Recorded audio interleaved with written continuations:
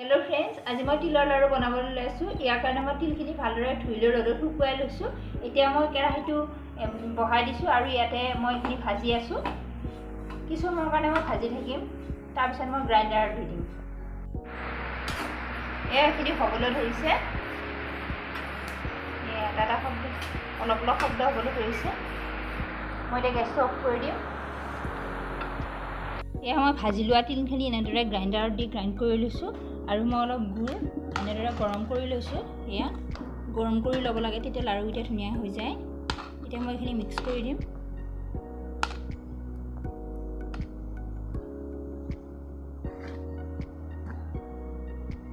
এনেদৰে এটা মিশ্ৰণ তৈয়াৰ কৰিম।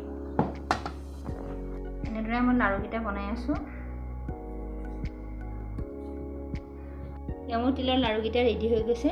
এনেদৰে আপোনালোকেও বনাই খাই চাবচোন। আৰু যদি মোৰ ভিডিঅ'টো ভাল লাগে তেনেহ'লে লাইক কৰিব, শ্বেয়াৰ কৰিব আৰু ছাবস্ক্ৰাইব কৰিবলৈ নাপাহৰিব।